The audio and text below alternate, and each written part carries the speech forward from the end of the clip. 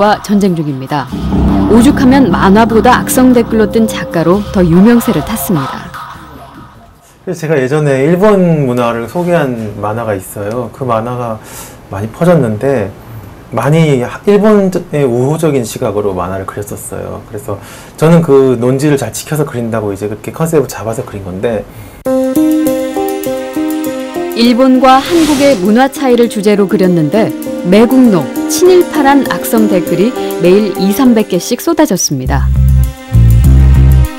한 아이돌 그룹을 소재로 만화가 나가자 감당하지 못할 욕설과 막말 세례를 받아야 했죠.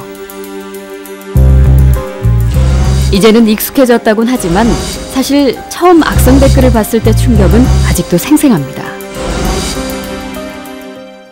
대응을 하려는데 키보드가 안 눌러져요. 제가 기억을 눌러야 되는데 손이 떨려서 시옷 누르고 막 이런 경험도 했어요. 그러니까 정신이 몸을 지배한다고 그 힘든 밤에는 정말 정신이 하나도 없고 몸도 막 이렇게 막 경련이 막 일어나는 경험도 했었어요. 탤런트 최진실 씨가 아침 일찍 집에서 숨진 채 윤희 씨가 자신의 집에서 목을 매 숨진 채 발견됐습니다. 네티즌들의 자신과 관련한 악소문 때문에 유서는 발견되지 않았습니다.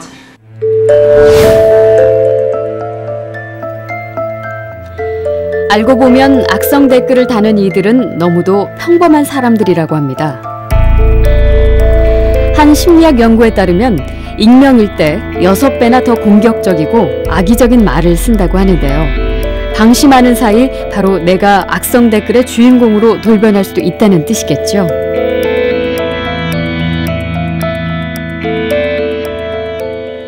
무심코 듣게 된 말, 그리고 한 번 스쳐 지나가는 광고 문구나 간판에 나도 모르게 지배당할 수 있다. 한편으로는 정말 놀랍고 또 한편으로는 말의 위력이 얼마나 무서운지 보여줍니다. 하지만 뒤집어 보면 긍정적인 말과 좋은 말을 들으면 생각과 행동이 자연스럽게 따라간다는 뜻이기도 하겠죠. 말은 관계 속에 존재하고 그 의미를 갖습니다. 하지만 말을 많이 하면 할수록 말이 안 통할 때도 있죠. 서로의 생각과 마음을 연결해주는 이 특별한 소통의 도구가 때로는 우리를 외로운 섬으로 만들기도 합니다.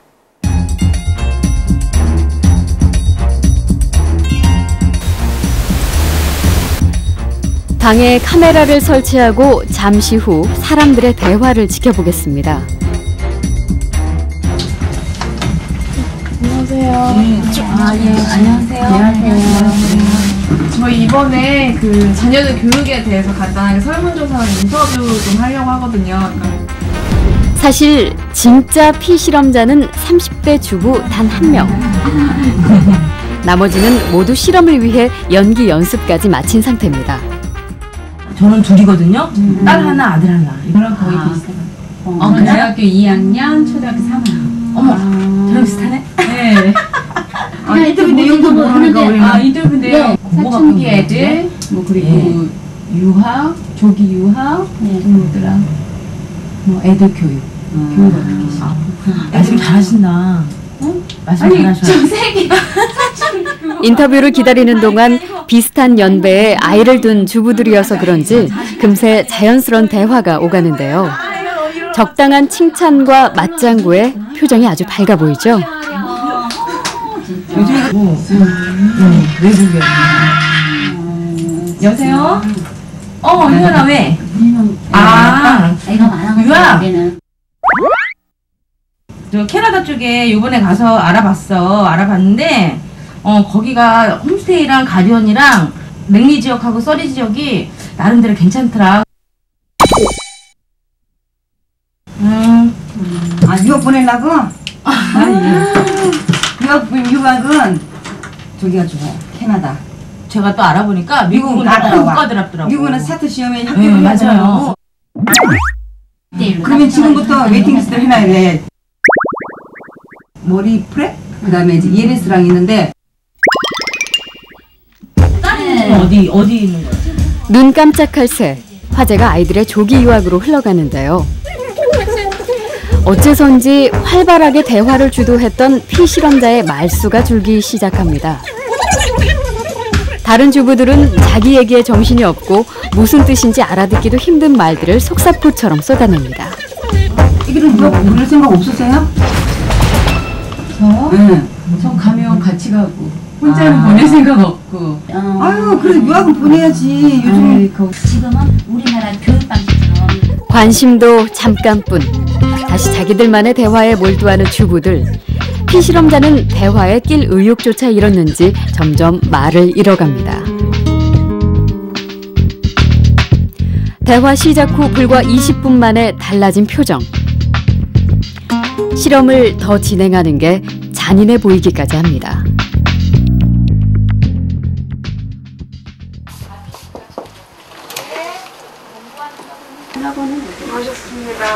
벌써 끝났어요? 어머니 지금 무슨 상황인지 아시겠어요? 몰래카메라 상황인가요? 처음에 들어오셨을 때 네. 굉장히 웃고 밝고 표정이 좋으셨거든요. 예. 근데 점점 표정이 안 좋아지는 거? 이런 상황이 조금 더 계속됐다면 어땠을까요? 아니요, 그러니까 일어선다니까요. 왜 나를 여기 데려왔나요? 이렇게 제가 아마 다시 물어봤을 것 같아요. 이 실험은 20, 30대 성인 남녀 8명을 대상으로 진행됐는데요. 뭐 비자금이랑 간단하고 그다음에 똑같은 반응을 보이는데 긴 시간은 필요 없었습니다. 피실험자가 잘 모르는 조기 유학 정보와 어려운 재테크 용어, 그리고 영어만으로 자기들끼리 대화를 나누는 상황.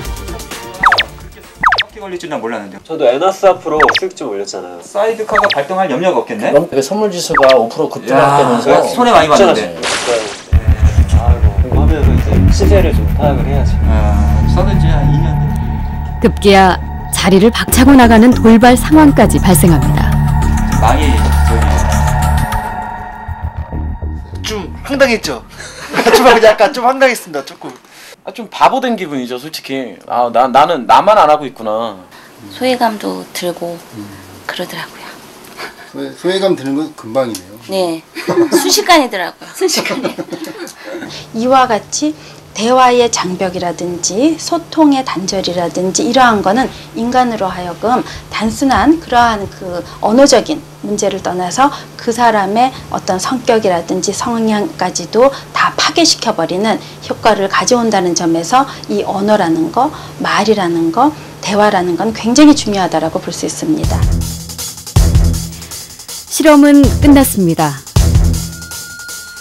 하지만 일상 속에서 이들이 겪은 소통 단절의 절망감과 외로움에서 자유로울 수 있는 사람이 과연 얼마나 될까요?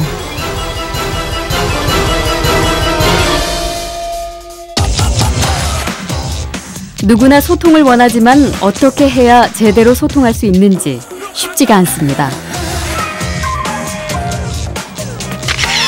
여긴 분명 서울 한복판인데요. 간판만 보면 서울인지 미국 어디쯤에 있는 곳인지 알 길이 없습니다. 그뿐만이 아닙니다. 기업도 국가도 지자체들도 이젠 슬로건 시대. 최첨단 마케팅 전략이라는 슬로건. 그런데 어찌된 일인지 영어 투성입니다. 외국인들에게 그 지역의 역사와 문화, 자연을 알리고 관광객을 유치하기 위한 목적이라고 하는데요. 그렇다면 소통의 대상자인 외국인들은 한국의 영어 슬로건을 얼마나 이해할 수 있을까요? 전국 지자체의 슬로건 중 28개를 뽑아봤습니다. Let's go yang doesn't work for me because I don't know what yang means. Okay, then just let's go and then yang. Let's go yang, but I don't know what yang means. Okay. So if I saw that and I wasn't there, I wouldn't know it had anything at all to do with Oh, Korea. right. different to what? Yeah. To what? Or to which town? And what about these? G&G. No idea at all. No, not really. Not really. Can you recognize something? 2시간 넘게 인터뷰를 시도했지만 이 많은 슬로건 중 그 뜻을 제대로 이해한 외국인은 단 한 명도 없었습니다. 이쯤 되면 대체 누구를 위한 것인지 되묻고 싶어집니다.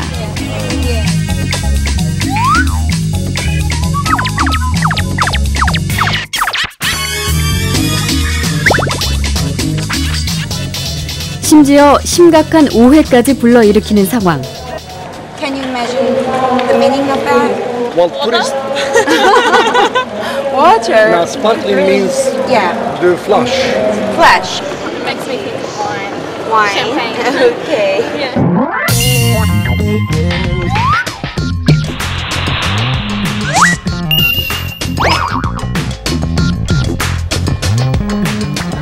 그렇다면 한국인들은 좀 상황이 다를까요? 글쎄요, 왜 이렇게 저는 전혀 감이 없나요? 이거 외국인들을 위한 건가요? 모르겠어요. 허구가 되는 것 같아요. 에이프릴이다, 안양이다. 제가 봐도 안양에 살지만은 뭘까 도대체 에이프릴인데 뭐를 의미로 하는 건지. 왜 이렇게 지었을까요? 글쎄, 그 만든 그 담당자가 알겠죠. 많은 돈과 시간을 들였지만 외국인도 모르고 한국인도 모르고 결국 누구도 알아듣지 못하는 슬로건이 탄생하게 되는 거죠. 한 나라의 국가 경쟁력까지 좌우한다는 슬로건. 우리의 슬로건은 과연 어떻게 비춰지고 있을까요? 사실 우리나라의 국가 슬로건에도 많은 문제점이 지적되고 있고 지방자치단체의 슬로건 가운데 대다수는 틀린 영어이거나 슬로건이라고 부르기에도 부끄러운 경우가 대부분입니다. 다시 말해 아예 말이 안 되거나 아주 유치해서 미국이나 영국의 초등학생들한테도 무시당할 수 있는 그런 수준이죠. 이렇게 조악한 슬로건을 본 외국인들은 당연히 그것을 만든 도시나 국가에 대해 부정적 인상을 가질 수밖에 없고. The important thing is not perfect English. You know, tourists don't expect perfect English. What's important is the content of what's being said. That's a whole different issue, but that's a communication issue, and that's something I think is more important than the right correctness of the language. 앞에서 잠깐 본 쌀밥을 기억하시죠? MBC 아나운서실과 일반 사무실로 분양했는데요. 수고하세요. 아름다우세요. 한쪽엔 좋은 말을, 감사합니다. 고맙습니다. 짜증나. 다른 한쪽엔 나쁜 말을. 꺼져. 4주간 매일같이 들려주고 있습니다. 조금만 기다리시면 곧 그 놀라운 결과가 공개됩니다. 5, 60년 전만 해도 동사무소에 가보면 글을 모르는 사람들을 위해서 서류 대피를 해주는 전문 직업인이 있었는데요. 글쎄요, 오늘날은 좀 사정이 바뀌었을까요? 여전히 관공서의 문턱은 높기만 하죠. 또 까다롭고 복잡한 민원 서류는 어떻습니까? 국가와 국민의 소통을 위한 공공언어. 과연 우리는 제대로 소통하고 있을까요? 미용실을 운영하고 있는 이명희 씨는 요즘 머리가 지끈거립니다. 세금 신고 때문인데요. 전문가한테 맡기자니 돈이 들고 직접 하자니 답이 안 나옵니다. 세무서에 갈 것들, 이번에 하는 사람들 다 가지고 가셔야 돼요. 꽤 많죠. 한 번에 가서 끝낸 적 없어요.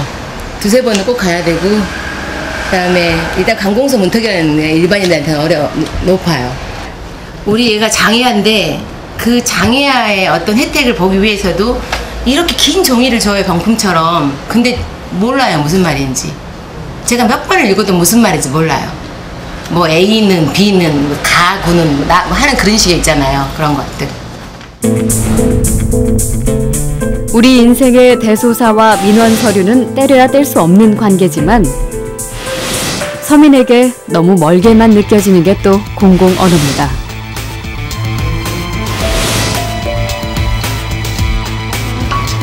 일상적으로 접하는 민원 서류를 읽고 작성해달라는 주문에 표정들이 심상치가 않습니다. 아, 예. 어려워요. 뭐예요? 어려워. 어디다가 쓰는 건지. 이게 뭐야? 이게 내가 해당하는지 뭔지도 모르겠어. 아, 이게 직전 혼인 해솔자는 재혼을 하는 사람에 대해서 해당되는 건가요?